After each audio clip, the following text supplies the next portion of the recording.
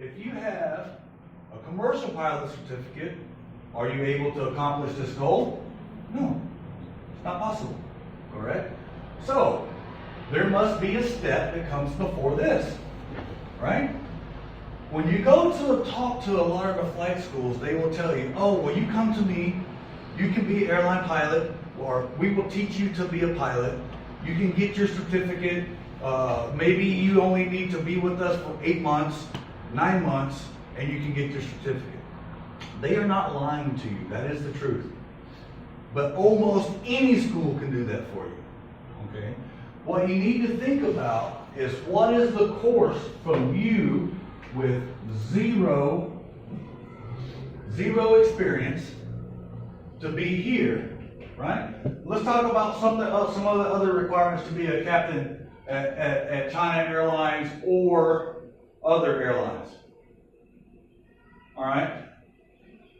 To be a captain, you will also need experience, correct? Let's just say, for argument's sake, because all airlines are a little bit different, let's say for argument's sake that this one will require 2 years, actually 2 to 4 years experience. Okay? Well, the reason that I talk to you this way is because some students only think about starting the journey and moving forward. You really need to start at the final destination and work backwards. All right?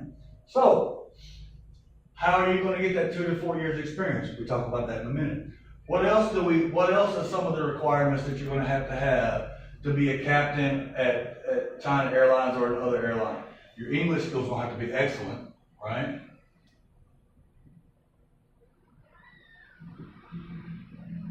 Excellent English skills, okay? What are some of the other requirements that is going to be placed on you? Can we think of anything else? And we'll just say that's enough for now, okay? But what I'm getting at is the 2 to 4 years experience is also going to be hours. You're going to need, in order for one of these airlines to upgrade you to captain, you're going to need probably a minimum of 5,000 hours. 5,000 hours. Okay, so now I'm going to prove my point to you. So you're here. I don't want to say a different school name, but we will just say that the next step is flight school.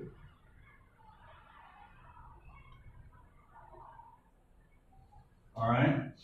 If you plan from here and try to get here without consideration of all of these requirements, you're going to have a very long journey that may or may not be successful.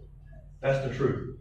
So, one of the things that we like to do at Aviator is we like to actually prepare you to be a professional pilot.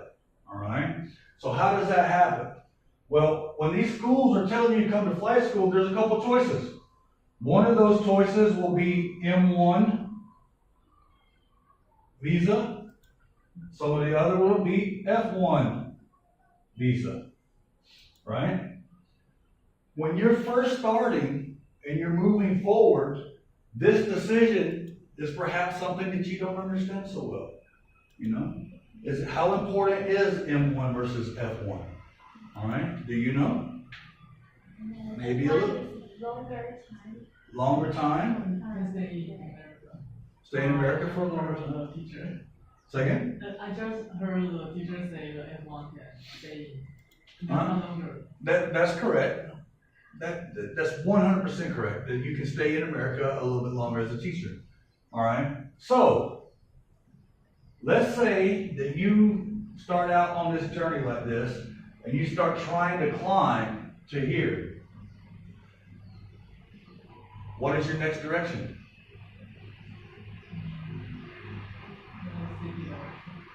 CPL. Okay, then what? Okay, so after you get your CPL, you will have 200, let's say you complete your IR and your CPL, you'll have 250 hours. Okay? How do we get here? CFI. Okay, so you get your CFI. Okay. I don't know if it is correct. But that's my point. Okay, that's exactly what my point is. A lot of times we approach this from the wrong direction. All right. This is something that I'm very passionate about, and the reason is no one explained it to me this way when I was starting. And then only after I finished my journey do I realize, oh, I could have done this a lot easier, a lot faster, and saved a lot of money. So, in order to be here, you must have this experience.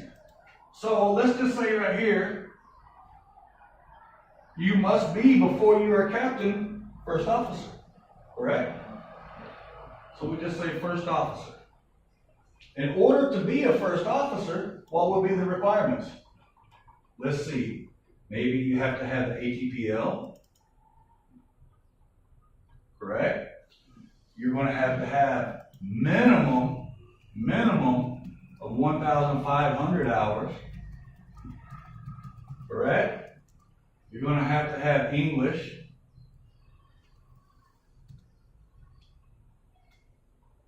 Good English skills, correct?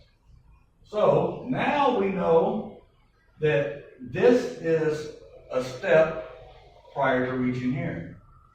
So now we can think about what is required to reach this. We know we still must have the ATPL license. We still must have the 1,500 hours. We still must have good English skills, okay? So, next thing is, how do we get that? All right, so let's work backwards a little bit more. So this is a major. We'll just say this is a major airline. To qualify for the major airline, most people have to work at a smaller airline. Okay? So we know that this one is perhaps going to be captain at maybe regional airline. All right. So in order to be a captain at a regional airline, we're going to need an ATPL, right? Same 1,500 hours, right? And you're going to have to have English. I will bet you anything that this FO at a major airline is actually going to be closer to 2,500 hours than 1,500 hours. It is possible, but only if you know someone or someone really important is your friend and they can help you, right? But you can't plan your future based off some friend helping you. You really should plan your future based on what you're able to do for yourself. Not what I can do for you, not what searching can do for you, what you're able to do for yourself. Okay? So, to get to that regional captain position, first thing you're going to need is going to be first officer at the regional airline. Correct? Now, the first officer at a regional airline can be as low as, first of all, you will still need the ATPL. It could be as low as 1,250 hours if you go through an approved course in the United States, right? And of course, English. You got to be good, very good. Got to be very good. Okay, so what I've just laid out for you basically is a process of how to accomplish your final goal, right? Again, I'm not going to talk poorly of another school. I'm not going to say that, oh, this school is not going to be able to do this for you, because I'll be honest with you. I know this school. I know that school. I know Hillsborough. I've been doing this for a long time. I can just about quote you the names of the key individuals that work at all of these schools, okay? Been doing it for long enough to know that. But what I will tell you is, when you start off planning backwards, your objectives are very clear. You know that you cannot accomplish this without all of these. So to get these, you must find somewhere in the process to accomplish it, right? So let's start off right here with you at 0. If you come up the ladder, you go to a flight school, you need to find out what way do I qualify for airline at the regional airline. Okay? So we know that you got to have an ATPL, and you must have 1,250 to 1,500 hours. How do you get those? So you say you have a friend that is at a flight school in the United States. How is your friend going to get those hours? No. 250 hours. I didn't ask her. Right, and that's my point. That's exactly what my point is. My point is a lot of times we only think about, okay, we can become a pilot. We don't think about what's the next step, and then the next step, and then the next step. Because to be honest with you, the ATPL, it's only part of what's required. Only one little piece of what's required to finally end up at your goal. So let's talk about a couple of the ways that you can do that. Let's come back down here and say you were 0 hours. We're going to come up this line and you have to make a choice on a flight school. What flight school are you going to choose? Okay? You look at the flight schools and you see what are the people that graduate from these flight schools, what are they doing? Are they returning back to Taiwan and then trying to figure out how to get the required hours? Because if you finish your flight school with a CPL and 250 hours, you are a long ways away from here. Correct? You're a long ways away from here, right? So, you have to try to be creative enough to say, the only way you go from 250 to 1,500 is to do what? What's the options? One, you buy an airplane and you fly. That's a lot of money, right? Or number two, you have to think about maybe doing a different type of program at the flight school to begin with, right? So, let's say that you say, okay, I'll do my CPL and then I'll do my CFI, my CFII, my MEI, and these together maybe will equal, I don't know, maybe 30 more hours. All right? Well, now you've increased over to 250, but you're still a long ways away from being able to qualify here, correct? So that's not the best option. This is very important. Very important. The M1 or the F1 visa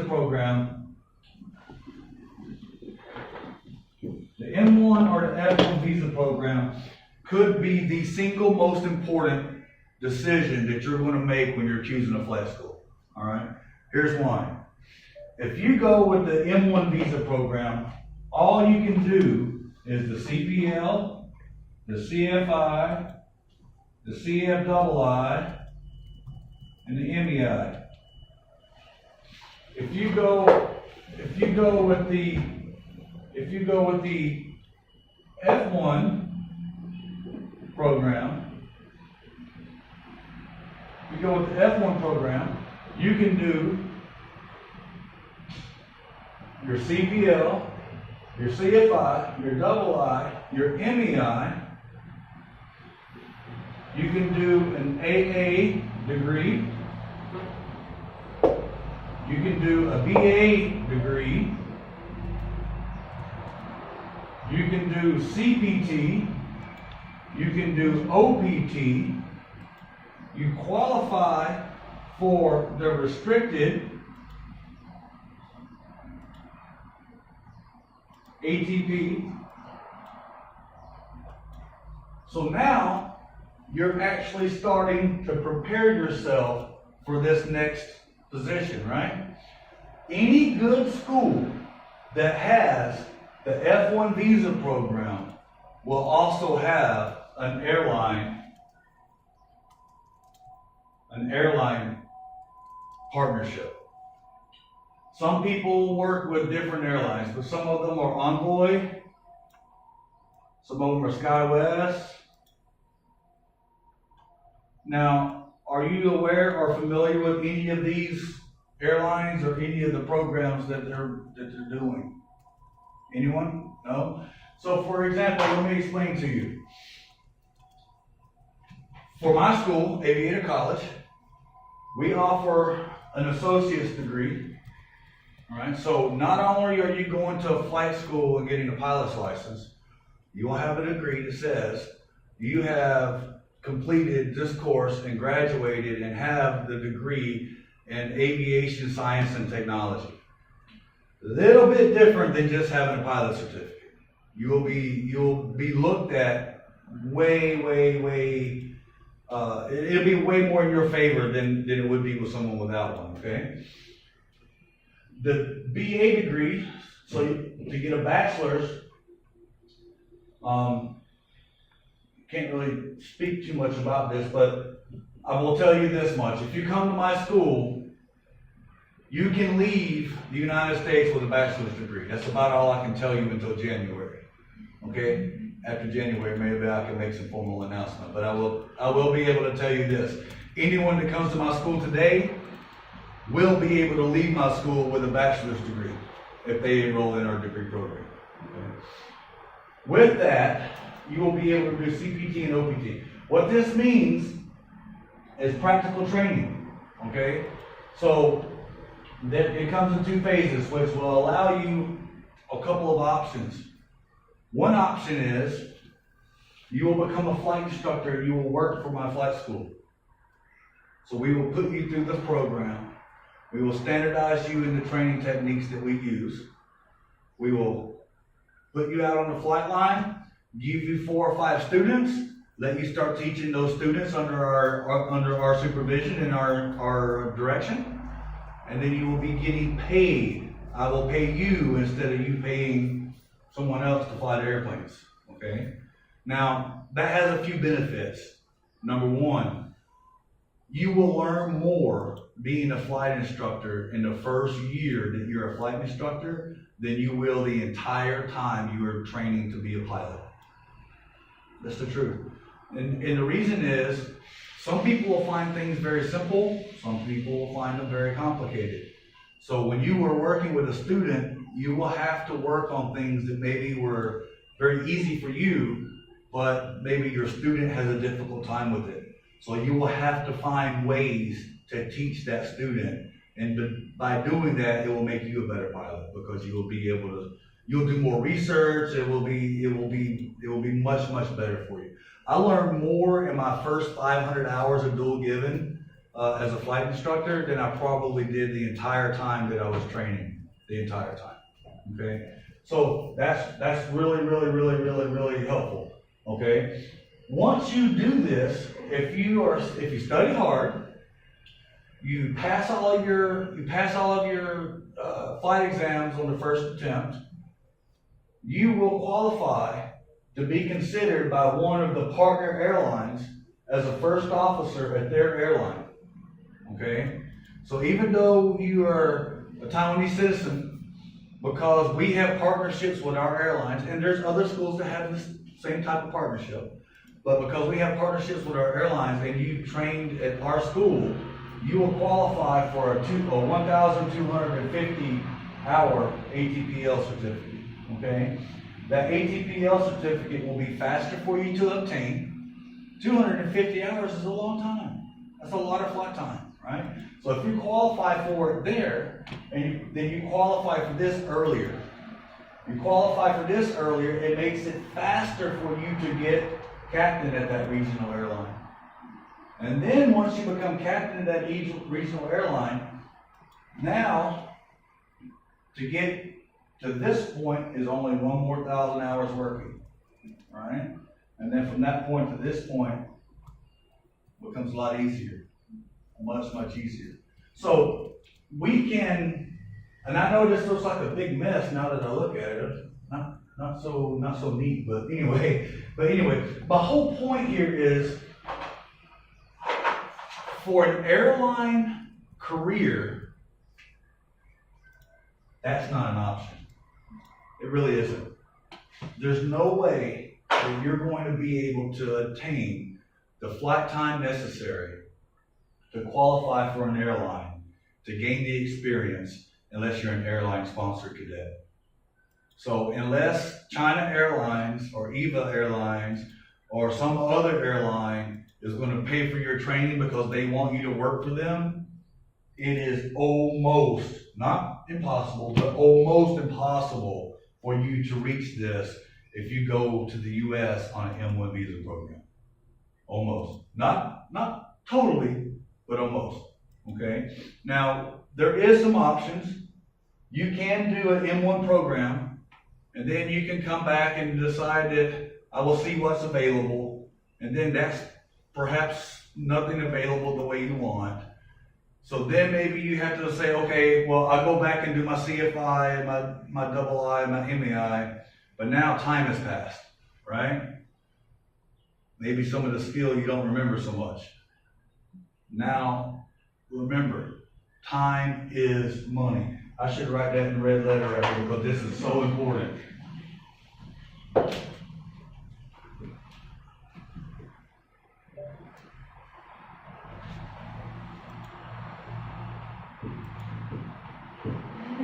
Time is money. It is. So, let's say that this guy back here goes to the U.S. on an F1 visa program, right? He already knows I'm going to go to the F1 visa program. I'm going to get a BA degree in aviation science and technology. That's going to have me qualified to go to the regional airline. I will be a first officer at a regional airline. I will gain valuable experience operating jets.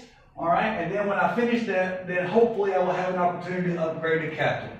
All right, once I upgrade to captain, I can make a choice of maybe that's the end of my career in the United States and I start looking somewhere else as a first officer. All right, he makes this choice, and you decided you want to do the M1 program and you want to go to the U.S. and you want to finish with 250 hours. Okay, so if you have this. Now, I'm not saying it's impossible for you to get there, but let's say he completes this entire process in, let's say, 24 months.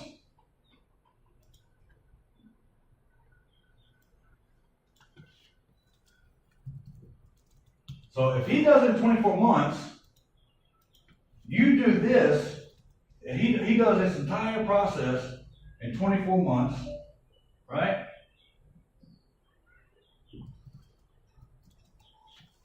You do this all the way to right here. You do this, and it's going to take you most likely at least 12 months, right?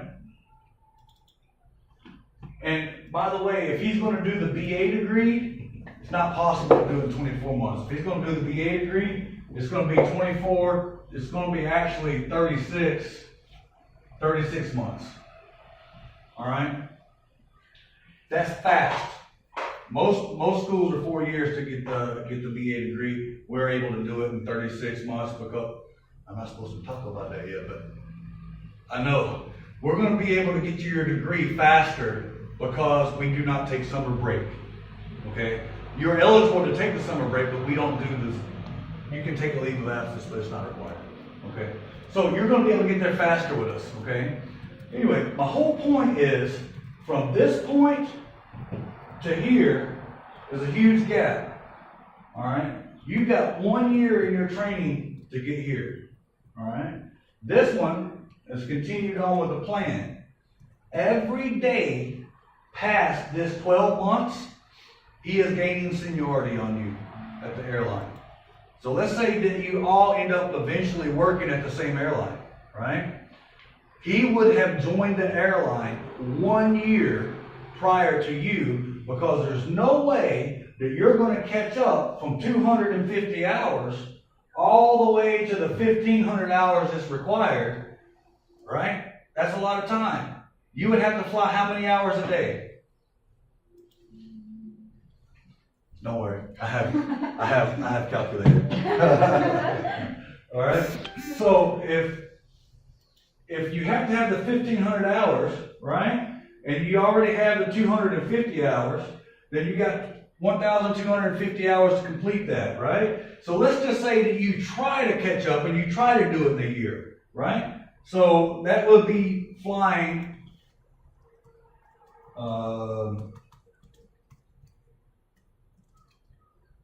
You would have to fly almost 4 hours a day, every single day, to catch up. How is that possible? Right? Well, there's 365 days in a year, correct? So it's not possible to fly every day. You're going to take off some holidays, right? So I've already taken those out. You would still have to fly almost 4 hours a day. Not very practical. You see what I mean? So what I'm getting at here is I would be happy to talk to you about be happy to answer any of the questions you have. I'll be happy to talk to you about my school, our programs, all of the things that we do. But while you're asking these questions, I want you to keep this in mind, okay? Because when I ask the students, and I ask every single student that I talk to, what's your goal? Every single student tells me the same thing that you told me. I want to be a pilot. Okay. So I'll get you a PPL certificate and you go home. We can do that in 60 days. All right. But that doesn't help you. You see what I mean? Right? What you really want to do is you want someone to pay you to fly an airplane so you can enjoy the lifestyle of being an airline pilot and get to travel and get to enjoy aviation and meet like-minded people and have the career that you've been dreaming about. That's what your honest goal is, correct? Because if not, then you would not be considering changing from a mechanic to a pilot or from a police officer to a pilot. You wouldn't be considering that changes because both of those provide for an income, right? So it's not necessarily just an income that you're looking for. It's the career goal that you're looking for. And sometimes you need to say, whoa, now I need to think about what is the steps involved to get from here to here. Now you're all taking the first step. The first step is you start here and you must go here. But if you do not plan for what happens after here, maybe you get stuck here. And that's what we need to avoid. We need to avoid that you go spend a lot of money, get a pilot certificate that you can't do anything with, okay? Because if you just want a pilot certificate, I'll give you mine. I can order another one, you know?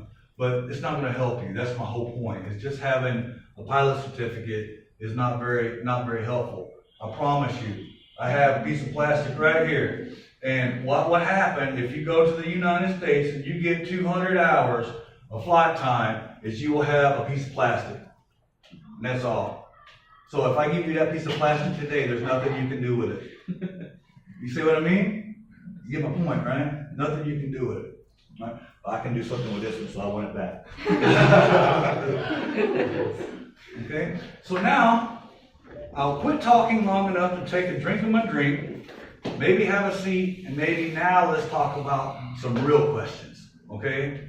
Some questions that we can talk about that's going to help you actually make good decisions as far as designing the correct path to actually achieve this career that you're looking for, okay? All right.